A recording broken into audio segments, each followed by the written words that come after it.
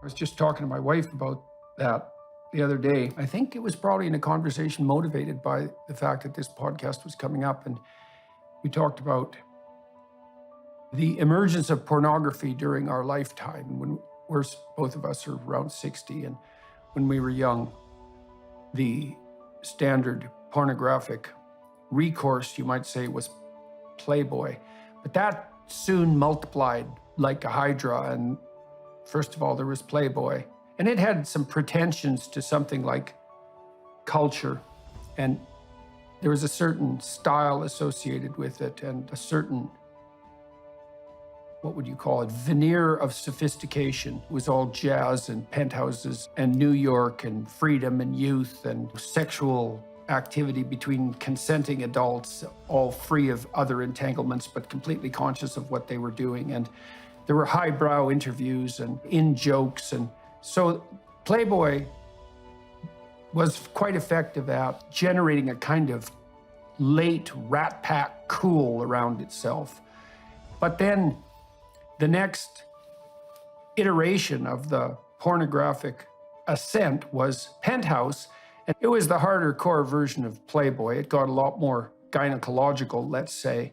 And then Hustler hit after that, and everybody knew at that point, no matter what their attitude was toward Playboy, that we'd stepped into a new sort of swamp of monstrosity. And then, of course, it wasn't long after that, 15 years, maybe something like that, porn hit the internet, and then away we went. So let's start talking about Marilyn Monroe and her. She embodied this feminine archetype of the sex kitten, I guess, the femme fatale too, but she's more on the sex kitten end of things, and she's still an icon.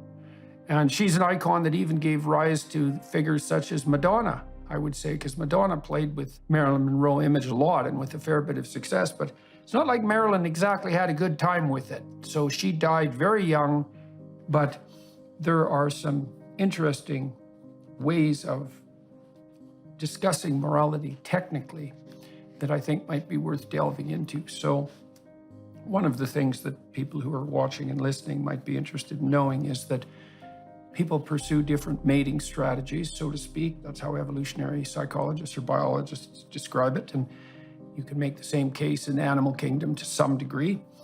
And there are short-term mating strategies, and that would be associated with an ethos of the glorification, let's say, or the practice of casual sex, so sex without relationship.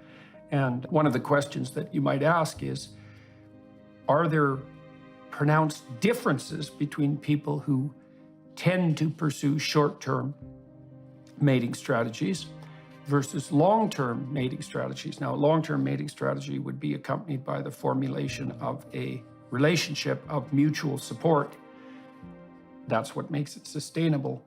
And the answer is, yeah, there are marked differences. One of the hallmarks of antisocial personality, and so that's the personality characteristic set that is associated with criminality, is a proclivity towards short-term mating strategies. And that is associated with early onset of sexual activity and multiple sexual partners, and then in its more pathological form, a predatory or parasitical lifestyle in relationship to sex.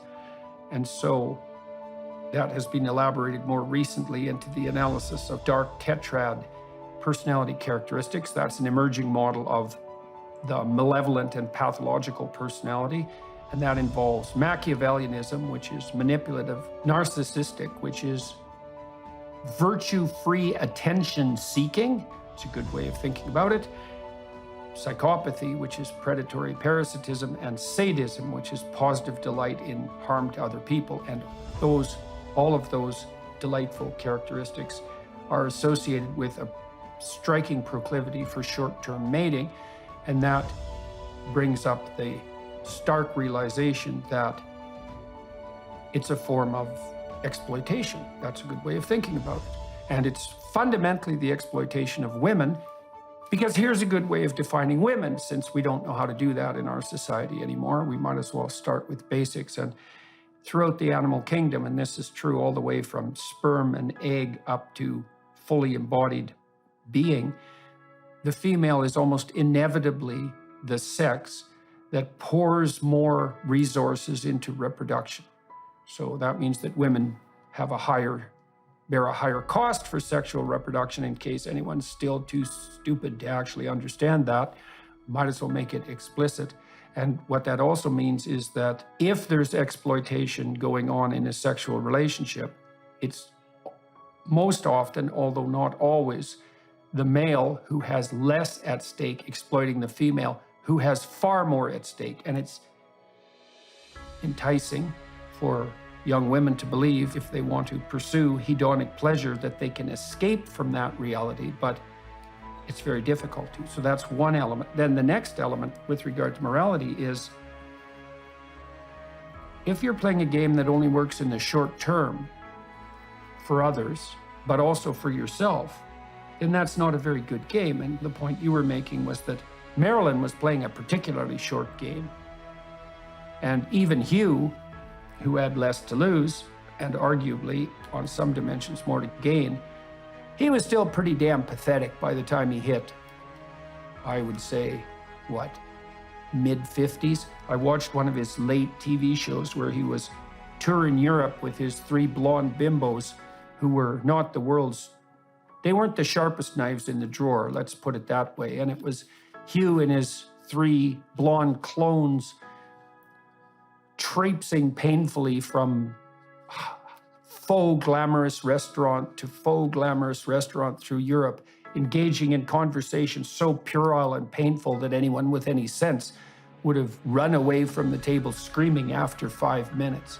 So he turned into his own parody, and that was quite clear. I mean, anybody with any sense at all, no matter how much they might have been enamored by his young and hypothetically glamorous self, if you had looked at that with a cold eye a few decades later, it was looking pretty oldest boy at the frat party, had that whole stench about it, I would say. All right, so back to Marilyn. There's no doubt she was an iconic figure and still is. And part of the reason, it's hard to say exactly why. There's something obviously hyper attractive about her. And I heard her interviewed once in a radio station where she said she could walk down the street and no one would look at her, or she could walk down the street as Marilyn and then people would just be attracted to her like mad. And so I want to run a hypothesis by you, given that backstory for female sexual icons, and this is often the case for girls who get dragged or who agree to participate in the pornography industry, that they're often abandoned girls who have a history of fractured relationships and abuse. Now, so here's a hypothesis. You know that girls without fathers hit puberty 1 year earlier. That's a real biological mystery, but here's a hypothesis. So imagine that you're bereft of male companionship and productivity and protection. And maybe that's because your culture doesn't have enough men. Sometimes that happens after wars, for example, or maybe you're just in an economic niche or social niche where you're unfortunate. So now, why would you develop a year early from a puberty perspective? Well, the answer is, well, one of the ways that women can attract male attention, obviously, and therefore, in principle, companionship, protection, productivity that might come along with a real relationship, is by being sexually attractive and available. And so if there's a dearth of males in the local environment, then early puberty could easily be a way of increasing the probability of catching a mate early enough so you don't starve to death